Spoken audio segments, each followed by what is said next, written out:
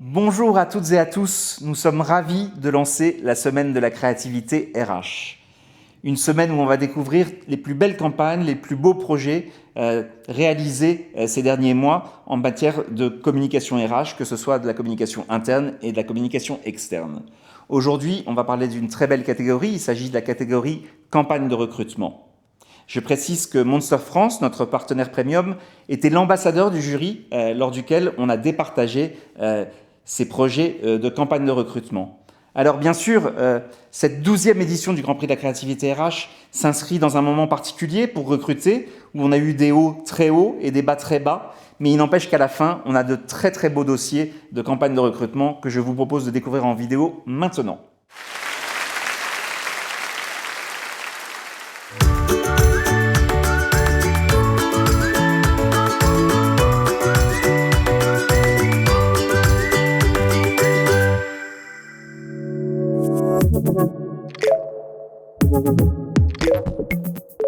Alors, le CNRS, comme toutes les entreprises ou les organisations analogues, se situe sur un marché extrêmement concurrentiel, qui est celui de la matière grise globalement. L'enjeu principal pour le CNRS cette année, c'était d'attirer des gens qui traditionnellement ne pensent pas au CNRS, ne mettent pas le CNRS parmi les organisations dans lesquelles elles souhaiteraient travailler un jour.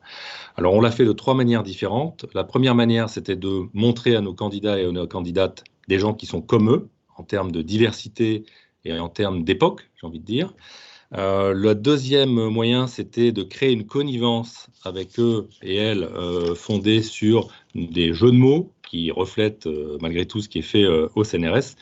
Et troisième point, en insistant sur la curiosité, qui est vraiment le facteur commun à l'ensemble des candidats et des candidates qui nous rejoignent. Donc le message, en résumé, c'était « Si vous êtes curieux, qui que vous soyez, venez chez nous, vous déroulerez un parcours professionnel où vous assouvirez votre curiosité ». Alors l'interaction avec Wanted a été pour nous extrêmement fructueuse.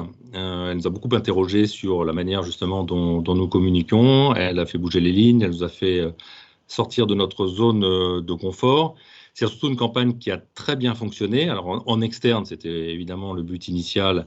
On a des éléments qui nous montrent qu'elle a été très appréciée, elle a été très partagée, elle a suscité beaucoup d'intérêt. Mais surtout, et c'est ce à quoi nous nous attendions moins, elle a suscité beaucoup d'intérêt et beaucoup d'adhésion en interne. Et cette adhésion interne, finalement, effet un peu contre-intuitif de la campagne, a déclenché une vraie prise de conscience profonde chez nous de la nécessité de travailler notre parc employeur, et ce sont des travaux que nous avons engagés depuis.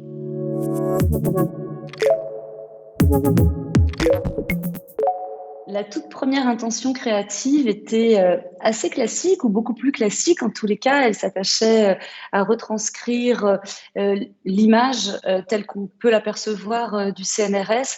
Et en fait, Hugues, Laurence, Monica nous ont demandé vraiment de bouger les lignes, d'aller plus loin, de casser les codes, de s'autoriser à prendre la parole de manière différente, parce qu'il s'agissait en fait de permettre à tous les candidats de se projeter au sein du CNRS, et particulièrement les candidats ingénieurs, techniciens, et non pas exclusivement les chercheurs qui naturellement postulent au CNRS. On s'est intéressé à des individus, à des personnalités, à leur centre d'intérêt, pour traduire en fait l'étendue du possible au CNRS, parce que ce sont 32 000 agents. Faire écho également à l'étendue des sujets de recherche au CNRS, qui sont évidemment très grands, très larges. Et puis, on s'est arrêté sur le point commun de l'ensemble de ces agents et de ces futurs agents, qui est le fait d'avoir une curiosité sans limite.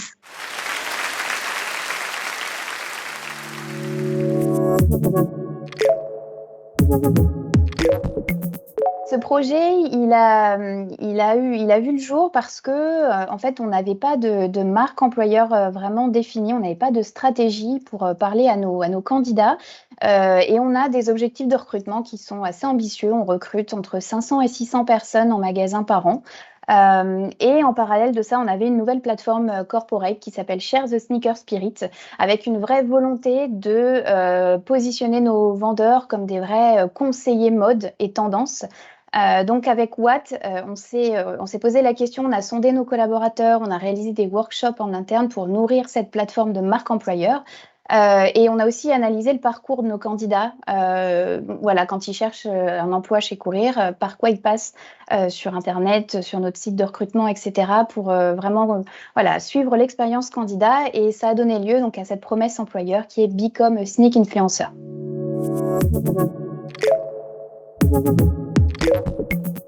Oui, donc nous avons conçu et développé cette plateforme de marque Become Sneak Influencer autour de 4 drivers qui ont nourri et irrigué en fait l'ensemble des actions et du dispositif qui a été développé par la suite. Alors ces 4 drivers, quels sont-ils? C'est passionné, fédérateur, audacieux et révélateur, et ça a vraiment balisé l'ensemble des actions par la suite, comme je vous le disais. Dans un premier temps, nous avons organisé un shooting photo en pleine rue en mode Fashion Street avec 4 égéries de chez Courir. Et on avait casté une talentueuse photographe du nom de Lou Matéron. Derrière, nous avons refondu fond et forme le site de recrutement RH de Courir en instigant une tonalité et des prises de parole qui collent vraiment à l'idée de ce qu'on se faisait de Become a Sneak Influencer. Et enfin, la pépite, on a lancé ce compte Insta Inside Courir, dont va vous parler Laurine d'ailleurs. Alors la page Inside Courir, elle existe depuis un peu plus d'1 an aujourd'hui et on est très content de l'engagement de notre communauté. On a un peu plus de 3600 followers aujourd'hui. Elle a été créée par l'agence et puis progressivement j'ai pu reprendre la main dessus et on a régulièrement des points pour benchmarker, s'inspirer et savoir ce qui se fait sur Instagram. Le contenu qu'on y diffuse, c'est nos métiers, nos coulisses, les ouvertures, et ce sont des contenus qui plaisent beaucoup à notre communauté.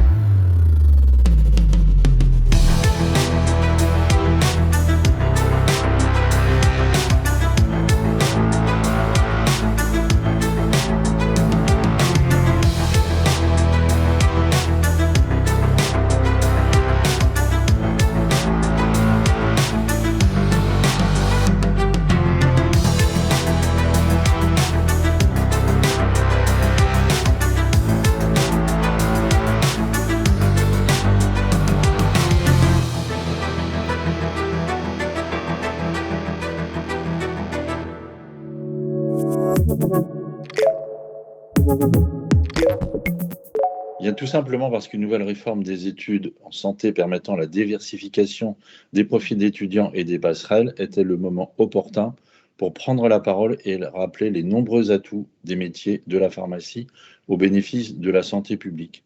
Et surtout parce qu'il y a une vraie méconnaissance du public et des jeunes.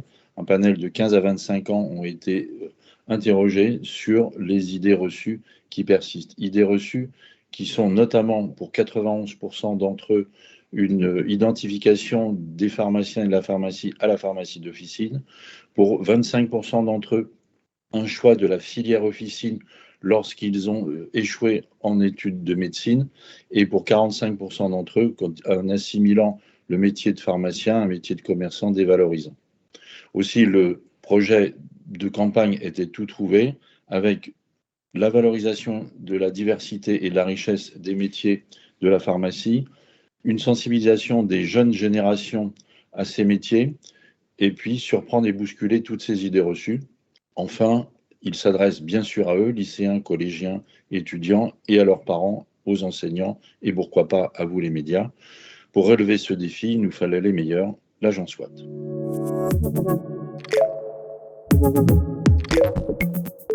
L'agence a conçu une campagne d'information volontairement éloignée des codes institutionnels, une campagne qui adopte l'univers des séries plébiscitées par les jeunes 15-24 ans et qui montre le rôle déterminant des pharmaciens dans l'écosystème de santé. Nous voulions représenter les pharmaciens en véritables héros du quotidien, montrer l'esprit de corps et la spécificité, puisqu'ici, chaque corps de métier est représenté.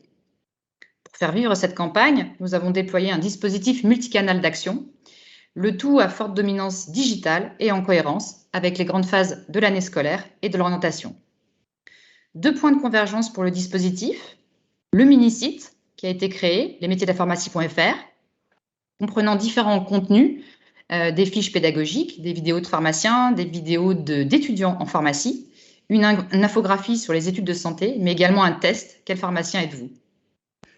2e point de convergence, la création d'un compte Instagram, comprenant différents formats, notamment des posts qui nous ont permis de travailler sur les préjugés et également de mettre différentes stories de pharmaciens, toujours dans cette logique d'immersion. Et la volonté d'actionner également un média grand public à travers une campagne d'affichage en région, où on a été présent évidemment sur les lieux de mobilité, mais également dans les lieux de divertissement à proximité des cinémas. Nous avons évidemment une forte présence sur les plateformes sociales des jeunes, puisque nous sommes là où les jeunes sont. Et nous avons monté un partenariat avec un influenceur, Dr Nosman, pour nous permettre de vulgariser et de répondre à l'ensemble des questions des jeunes. Nous avons été présents également sur les principaux supports d'orientation, en format digital, print, mais également salon.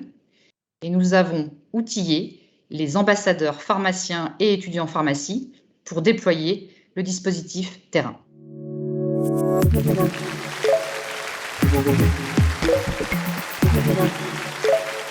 Thank